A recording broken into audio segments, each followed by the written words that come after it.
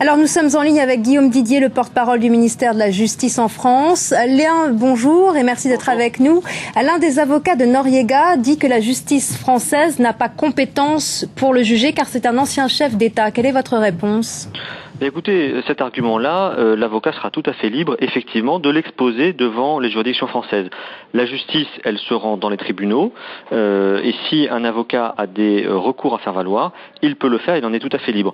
Force est de constater que la France a réclamé aux autorités américaines l'extradition de Manuel Noriega depuis 2004, et que ni les autorités françaises ni les autorités américaines n'ont estimé qu'il y avait un obstacle à son extradition. Mais je le répète, maintenant, il appartient à des juges indépendants d'examiner la situation de Manuel Noriega et de décider s'il peut ou non être rejugé par un tribunal correctionnel.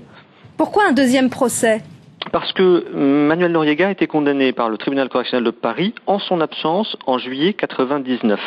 Il a été condamné à une peine de 10 ans d'emprisonnement. Il a fait opposition à ce jugement, c'est-à-dire qu'il a demandé à bénéficier d'un jugement en sa présence.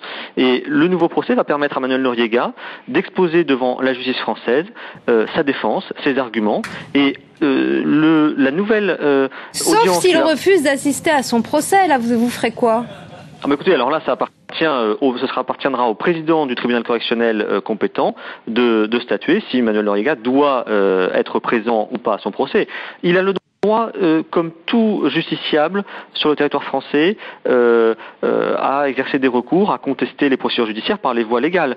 La responsabilité des autorités gouvernementales françaises était de permettre à la justice française indépendante de se prononcer à nouveau sur le cas de Manuel Noriega. Et quel est son statut aujourd'hui ? Il est prisonnier aux États-Unis. Aujourd'hui, il n'est plus détenu aux États-Unis.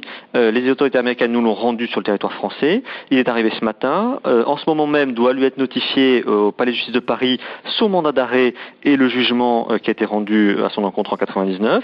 Il devrait être présenté ensuite dans la journée à un juge des libertés de la détention qui va statuer sur son éventuel placement en détention provisoire dans l'attente de son procès devant le tribunal correctionnel.